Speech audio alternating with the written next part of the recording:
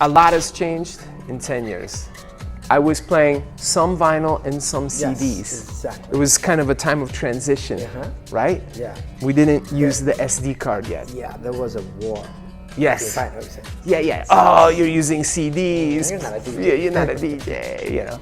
But I DJ'd for many years with vinyl. But I think as a producer, it was nice to have CDs because I could make some music and then burn it to the CD and play it at the club. So, but I mean now we don't use CDs, we don't use vinyl, just SD cards. Because I just put the music on the card and put it in, use the CD player. That's it. That's great. Lots changed. How was for you to build this strong, career and relationship to Brazilians? I think Brazilians really understand my music. Even though it's in English, I think they feel the music. I write a lot of my music here. I live in California, in Los Angeles, right next to the ocean. My studio is very close to the beach. And I think very many Brazilians, like in Rio and even at these places in Camboriú and Porto Alegre, these places are close to the ocean, they're close to the beach. I think they know and understand the music, where it's coming from for me. Hey, don't hit me. When I was young, I would stand alone. I play houseier. In clubs, I try and play houseier.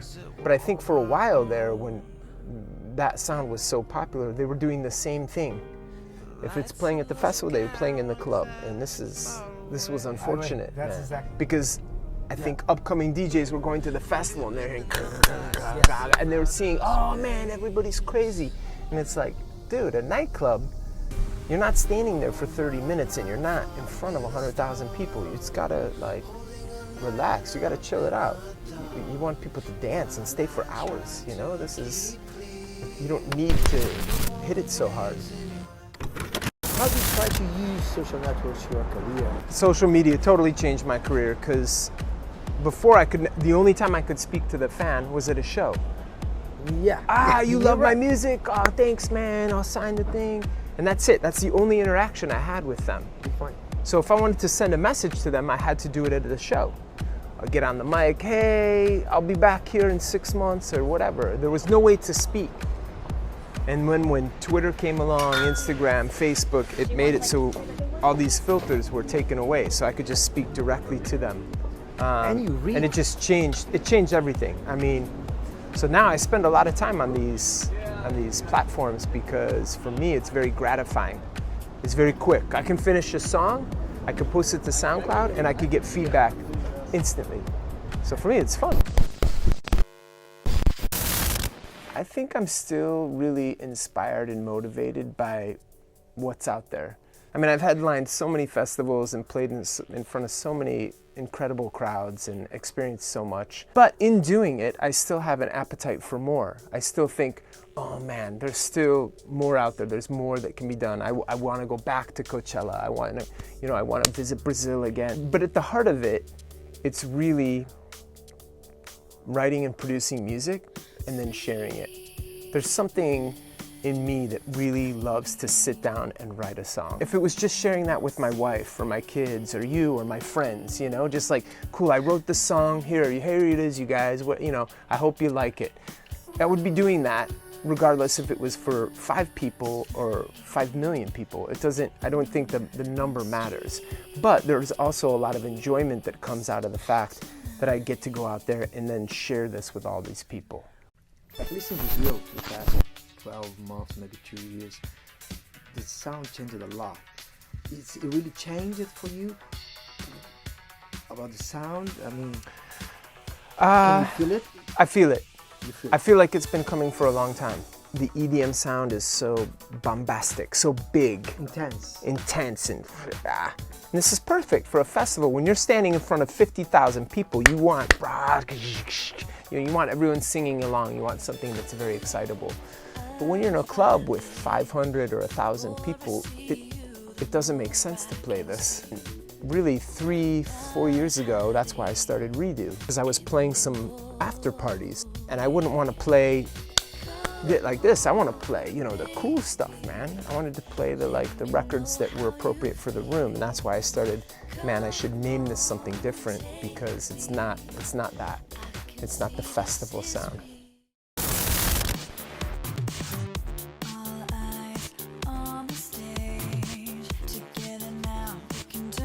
I tell people that are trying to do something in the music business, I say, really be honest with yourself and figure out what you do best.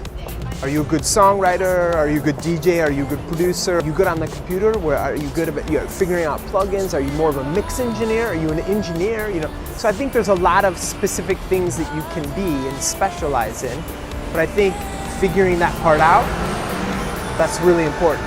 Because once you figure out what you're good at, you can really focus on that. And then you can try, and the stuff that you're not so good in, try and get better at that also. Even that we are so big in electronic music, we are not number one. You know? Maybe in US it's hip hop, I don't know, but why electronic music is not bigger than country music, for example, and do we have to be number one? I don't think we have to be number one. To me, it's like we're doing really well. The festivals are working, people are coming out, the clubs are full. I enjoy this. I don't have to. How many people was in Coachella? This is like the largest crowd? Yeah, it's like over 100,000 people. In a stage. Yeah, you can't even, there's no seeing the end of it. I mean, it's just a sea of people. Like, listen, I love what I do. I want to share it with as many people as possible. If that's just sharing my music with my mom because my mom liked it, so, you know, that's okay. But if it's millions and millions of people, it shouldn't matter. It doesn't change what I'm making or what I'm doing. What do you see yourself doing in 2030?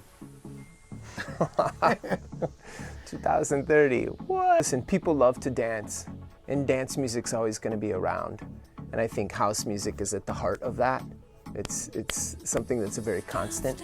And I love writing and producing music, so I think I'll always be doing that. You know? Retiring is not the word that... No, I mean, I think I'll slow down. Sure, I won't, you know, now I do it at a breakneck pace where gigs every weekend, you know, hundreds of shows, you know.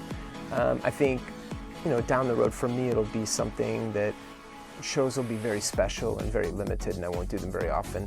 But I'll probably be spending more time in the studio just writing and producing music. Yeah, hanging out and, you know, taking it easy. So, I have to ask the cliche question, and you must be. If you were a DJ, what would you be? What would I be doing?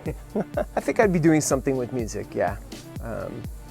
Because even before my career was working and I was traveling and people were knowing who I was still around the business.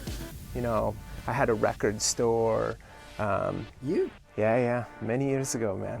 I owned a record store, and I was there every day, you know, ordering records, playing records, and I had a studio above the store, so I was very involved in the business, you know, before I was Kaskade. Thank you.